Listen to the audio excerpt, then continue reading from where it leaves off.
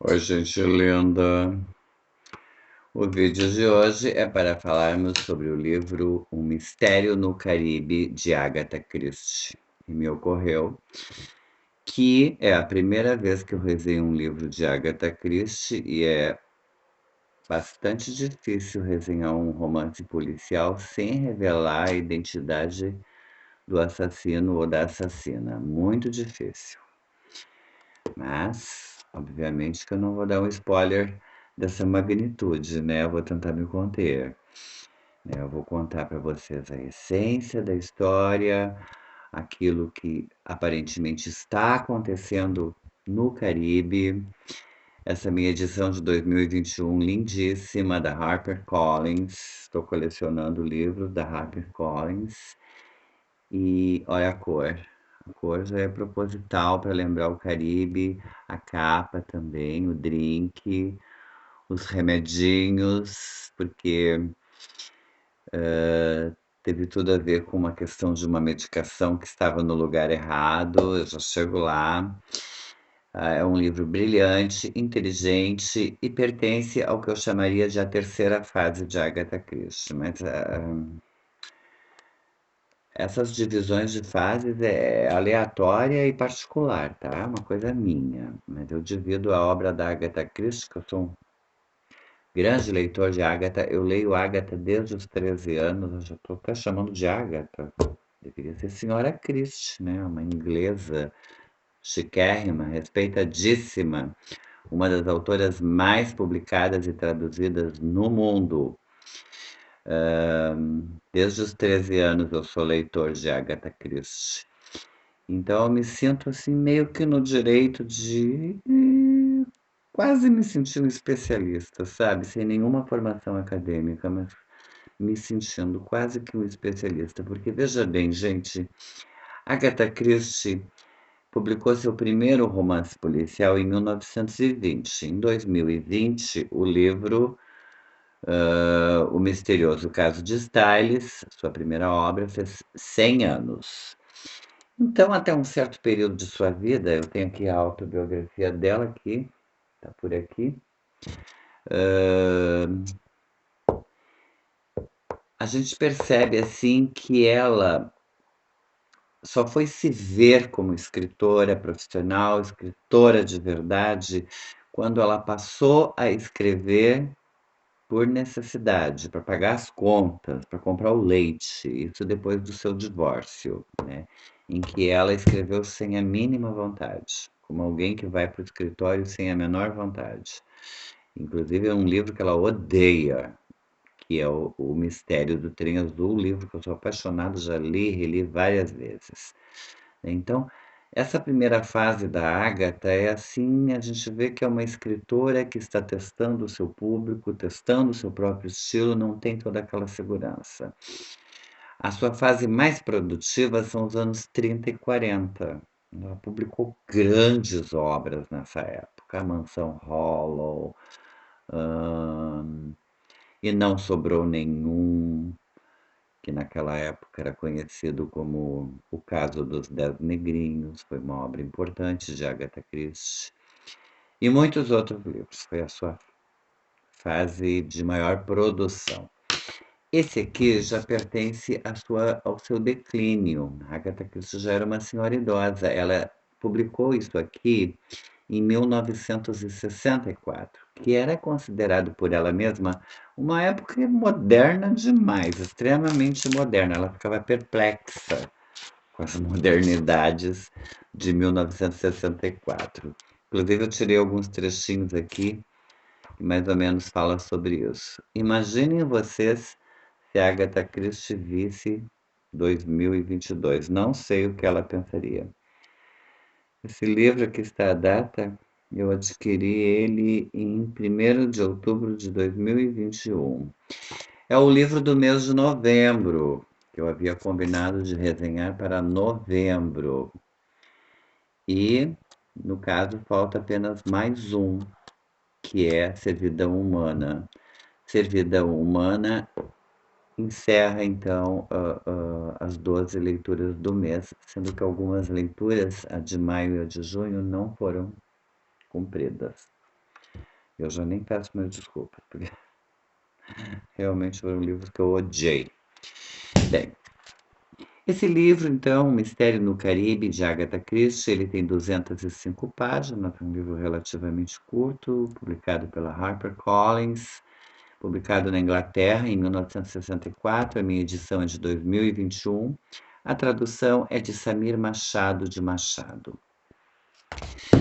É uma história em que a investigadora, a, entre aspas, detetive, porque ela não é uma detetive profissional, mas está sempre envolvida com crimes, é a Miss Marple. A Agatha Christie tem dois grandes detetives, o detetive profissional, Hercule Poirot, e Miss Marple. Miss Jane Marple é uma inglesa solteirona, idosa, beirando os 90 anos, extremamente fuxiqueira, sempre tricotando, cuidando da vida alheia, mas ela tem um bom coração, ela é uma pessoa de bom coração, mas meio fofoqueirinha.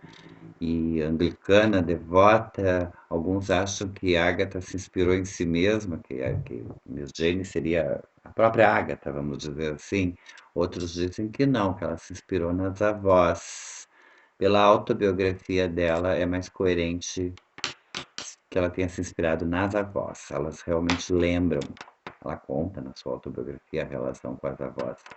Elas lembram a Miss Marple, Miss Jane. Miss Jane nunca casou, mas tem seus sobrinhos. E os sobrinhos, eles a tratam como se ela fosse uma velhinha meio caduca, meio ultrapassada, meio fora da realidade. Mal sabem eles que ela é 10 vezes mais esperta do que eles mesmos. A primeira anotação que eu fiz é justamente sobre isso. A vida rural, porém, estava longe de ser idílica. Pessoas como Raymond, Ray ou Raymond é um jovem escritor, sobrinho de Miss Marple. Ele subestima muito a inteligência de Miss Marple. Pessoas como Raymond eram muito ignorantes. No decorrer de suas obrigações com a paróquia do condado, Jane Marple adquirira um conhecimento bastante abrangente dos fatos da vida rural. Não tinha nenhuma pressa em falar deles, muito menos de escrever a respeito, mas os conhecia. Muito sexo, normal e anormal, que eu não sei o que a Agatha Christie quis dizer com sexo anormal. Estupro, incesto, perversão de todo tipo, algumas de fato, que até o jovem espertinho de Oxford, seu sobrinho, que escrevia livros, não parecia conhecer, na página 9. E sabem, gente, que eu fiquei um pouco impressionado, que a Agatha Christie, geralmente, ela é um pouco puritana e pudica, não escreve. Eu achei estranho, porque eu tenho na minha cabeça a certeza absoluta, assim como eu sei que a Terra é redonda, que eu li todos os livros da Agatha. E, no entanto, eu não lembro de uma palavra desse aqui. Foi como se eu tivesse lido pela primeira vez. Foi uma surpresa maravilhosa para mim. E eu sei, mais tarde vou falar sobre isso, que um personagem que acaba se tornando importante aqui aparece numa obra posterior, Nêmesis, que eu pretendo adquirir, vai ser uma das minhas próximas leituras, e também não lembro de nenhuma palavra. Talvez esses dois livros tenham me escapado e eu tenho comigo o que eu li, né?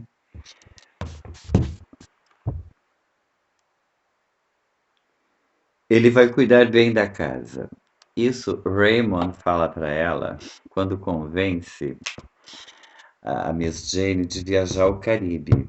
Raymond dá de presente para sua tia Jane uma viagem ao Caribe, passar alguns dias no Caribe, né? E a casa fica então, casa de Jane. A Jane mora como é o nome da aldeiazinha? Saint Mary Mead, uma coisa assim. É uma cidadezinha inglesa fictícia, bem pequenininha, tipicamente inglesa.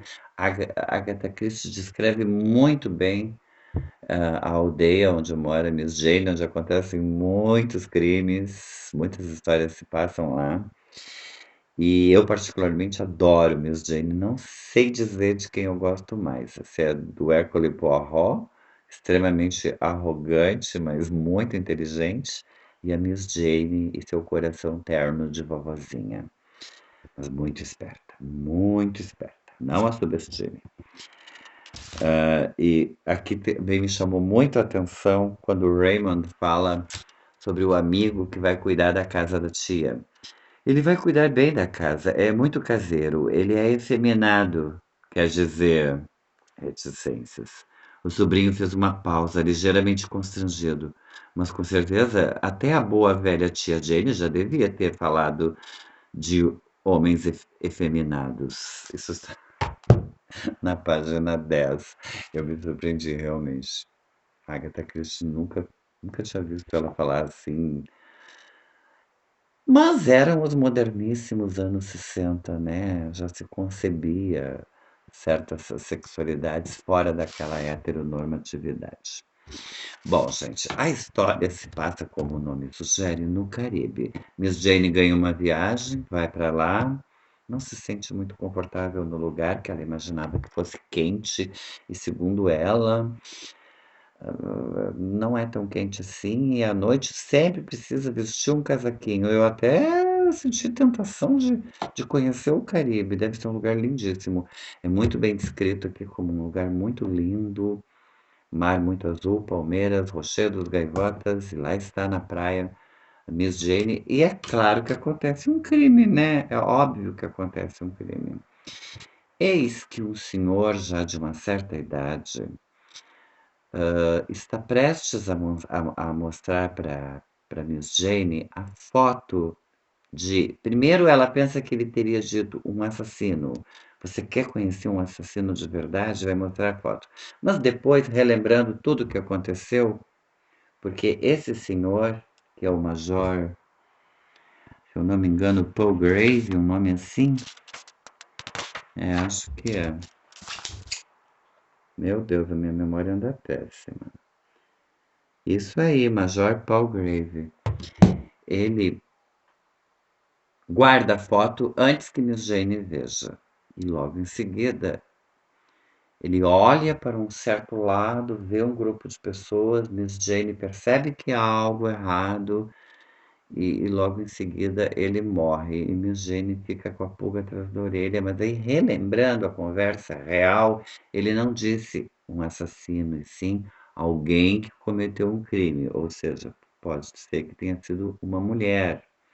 E aí todos os que estão ali são suspeitos, né. E o que chama a atenção de Miss Jane, porque a morte parece indicar, assim, uma morte natural, né. Ah, ele já estava com uma certa idade, sofria de pressão alta, mas o que chama a atenção da Miss Jane e faz com que ela fique desconfiada é que nunca o Major Palgrave falou em pressão alta, e um remédio que ele absolutamente não tomava é encontrado no seu quarto. E a polícia acha que é um detalhe sem importância, mas Jane não concorda. Ela acha que ali está a chave de tudo. E é isso que eu mais gosto na Miss Jane. Ela dá a entender que ela está ajudando a polícia, que ela está dando um empurrãozinho aqui e outro ali, mas humildemente ela não aceita os louros. Parece que não foi ela que resolveu o problema. E ela aceita isso numa boa. Os méritos ficam com a polícia, mas tudo bem. Ela começa a suspeitar de tudo e de todos, e como ela não é uma detetive profissional, ela tem que pegar o seu tricozinho e fazer as suas perguntinhas, assim como quem não quer nada, né? Então, assim, ela vai juntando as peças, investigando, e eu errei miseravelmente. O meu suspeito não tinha nada a ver com o assassino. E, e é isso que eu mais amo na Agatha Christie, é quando eu vejo que o meu dinheiro foi bem empregado. Se você gosta de um romance assim, romance policial, esse aqui é excelente. Eu achei excelente. Um Mistério no Caribe. Na página 50, ela nos descreve. Aqui eu vou contar para vocês que eu ri alto. A senhora de Caspiaro é uma venezuelana. Isso é uma coisa que eu não gosto muito na Agatha Christie. Ela trata os estrangeiros, especialmente os sul-americanos, de uma maneira muito estereotipada. Essa senhora de Caspiaro, por exemplo, é o tempo todo estereotipada, parece uma caricatura, sempre levada ao ridículo e dizendo bobagens. Mas aqui ela me fez rir. A senhora de Caspiaro abriu os olhos e murmurou: "Como são feios esses homens velhos! Ai, como são feios! Deviam ser todos sacrificados aos 50, ou talvez aos 35 fosse melhor, sim?" "Esse lugar não é mais o que costumava ser", disse Mr. Raphael. Mr. Raphael, que no começo é assim intragável, porque ele é um milionário, um homem velho, rico, e que acha que por ser rico pode fazer e dizer o que quiser, então ele é extremamente arrogante, mal educado, grosseiro, mas aos poucos a gente vai vendo que é um mecanismo de defesa e que no fundo ele é uma boa pessoa. E ele passa a respeitar Miss Jane, passa a ter uma confiança profunda nela, principalmente quando ela desvenda o crime. E é ele, Mr. Raphael, quem vai aparecer num romance seguinte da Agatha Christie, que se chama Nêmesis, porque ele apelida a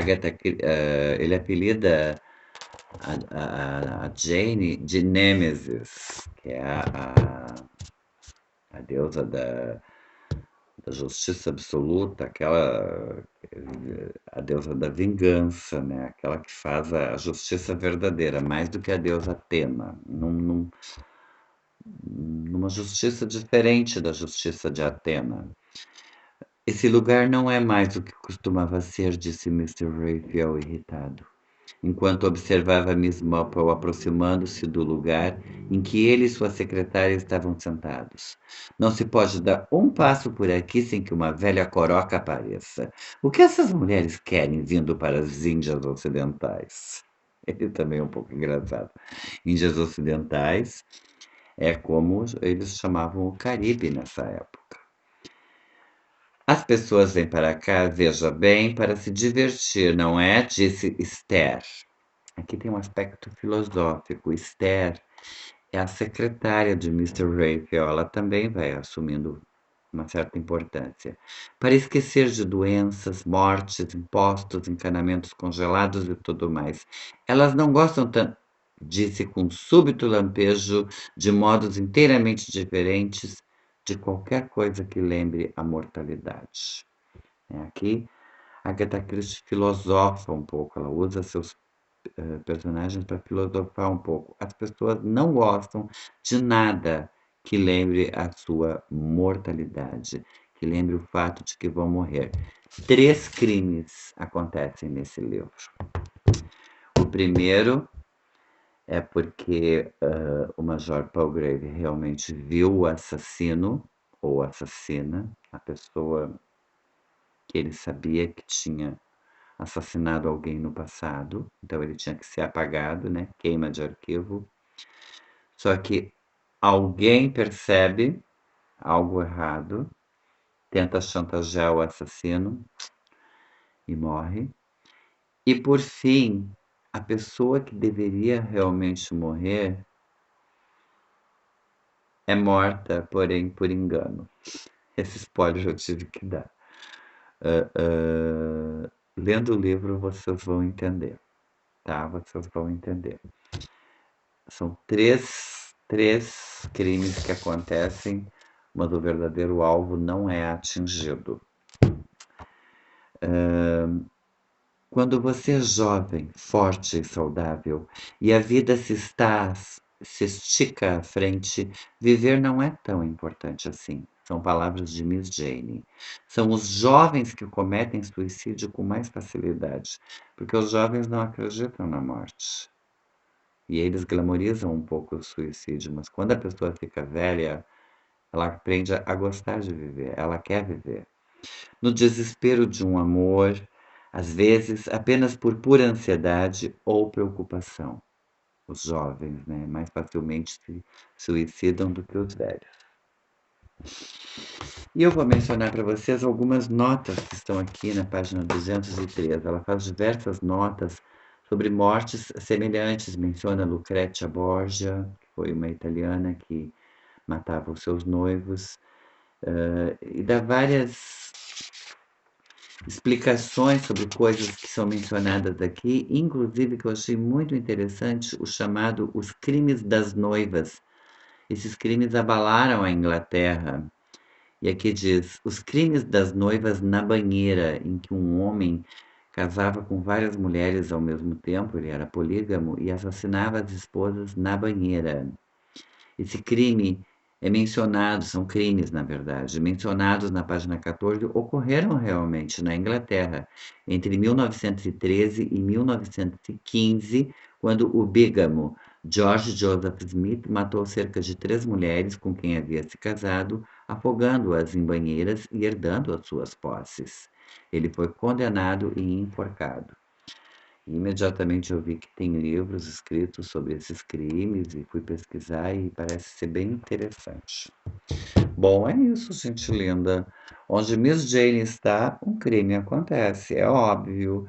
Ela foi para o Caribe, para as Índias Ocidentais, passar férias, mas o Major Palgrave morreu, aparentemente uma morte natural, mas Miss Jane estava lá e ela suspeitou e desvendou lindamente o crime. Leiam essa história porque vocês vão amar. Em dezembro, então, nós vamos resenhar Servidão Humana, vai ser o último livro da minha lista de 2022. Vejamos se eu vou fazer uma lista para 2023. E na semana que vem, na terça-feira, dia 29 de novembro, nós nos encontraremos para falar sobre as últimas comprinhas, que não foram tão pequenininhas assim, porque eu mais uma vez me excedi. Um beijo no coração de todo mundo e see you later.